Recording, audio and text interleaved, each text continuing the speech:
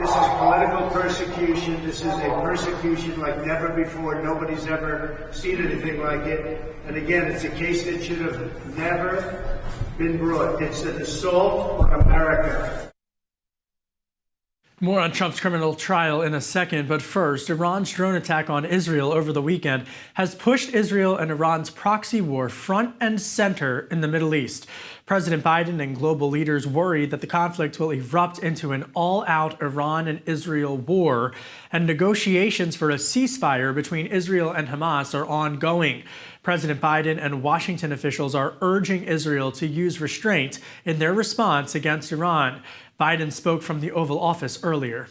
As you know, Iran launched an unprecedented aerial attack against Israel, and we mounted an unprecedented military effort to defend Israel. Together with our partners, we defeated that attack. We're committed to a ceasefire that will bring the hostages home and preventing conflict from spreading beyond what it already has. We're also committed to the security of our personnel and partners in the region, including Iraq. But some in Washington fear that Israeli Prime Minister Benjamin Netanyahu might be pushing Washington further into the conflict. Biden is hosting his Iraqi Prime Minister Mohammed Shia al-Sudani this week in Washington. Joining me now with the latest is the Hill's Mychael Schnell. Mychael, how is Washington working to de-escalate the crisis in the Middle East? Yeah, well, obviously that is the key goal right now, Kevin. And we initially, before Iran struck Israel, we heard President Biden urge Iranian officials, don't do this, don't do this. So now we're going to have to see how Israel decides to react to this. Of course, most of those strikes that were launched from Iran to Israel were intercepted and stopped in the air before they got onto Israeli territory, which was a success. So we're hearing a lot of folks right now say that, maybe don't respond. There was already success by foiling their attack over the weekend. That is a win, and we should leave it at that. But of course, this is all going to depend on how Israeli officials decide to go ahead, if they decide to go ahead with a response against Iran. Well, Biden told Netanyahu that Washington would not participate in any offensive action against Iran. So how is that message being received by lawmakers on Capitol Hill?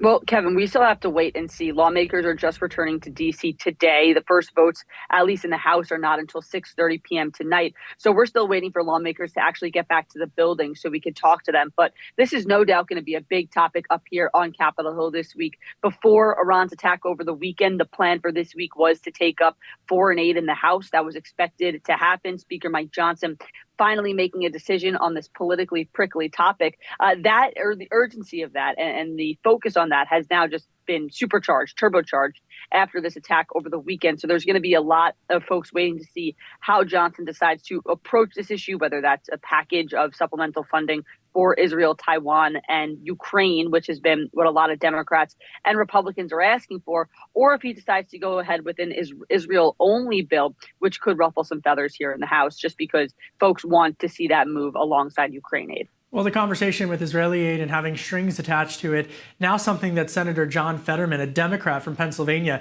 is pushing back against. Fetterman said on CNN over the weekend that the U.S. is not standing firmly with Israel, and he criticized that. He said that progressives within his own party have been calling for aid for Israel to have strings attached to it. But Fetterman's comments come as there's been a flurry of new legislation introduced around Iran on Capitol Hill. So you've alluded to some of that legislation, but how does this impact the debate around foreign aid for Israel specifically? That's absolutely something that I'm interested in hearing, Kevin, is whether or not these progressive lawmakers keep up their calls for conditions on aid to Ukraine. Because look, the humanitarian situation in Gaza is still not good.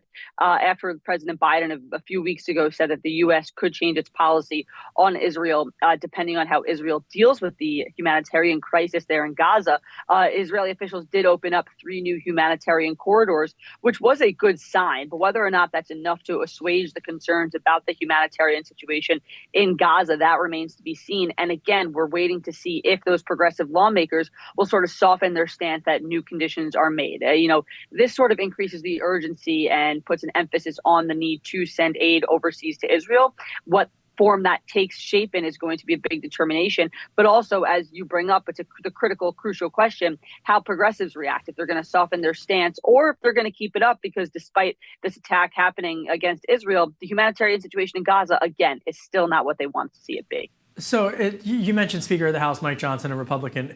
Is he going to be able to get some type of foreign aid agreement? I mean, with all of the different dynamics, not just with Israel, but obviously with Ukraine, it seems like this has really been something that has eluded him. And then you've got the pressure that he's feeling from the right flank with Congresswoman Marjorie Taylor Greene.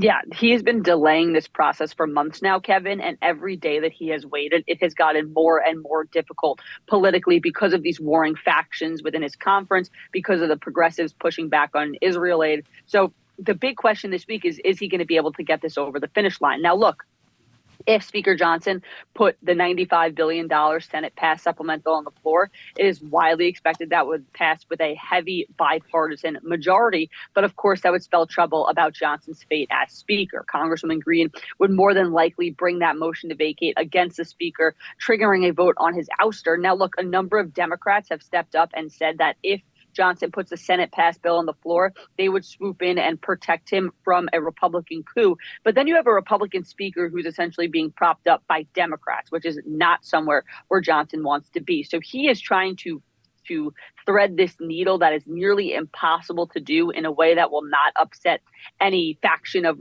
the Republican conference, that will not upset Democrats. So long story short, Kevin, there are ways that he can get this over the finish line, but it will likely come with a very frustrated right flank, a potential vote on his ouster, or if he does it in a way that appeases Republicans, it's likely to be dead on arrival with Senate Democrats. So this is a very difficult situation that the speaker is finding himself in. The expectation, though, is we're finally going to get some answers from him early this week. Heading now to New York City, where former President Donald Trump is back in a courtroom for the Stormy Daniels hush money payment case.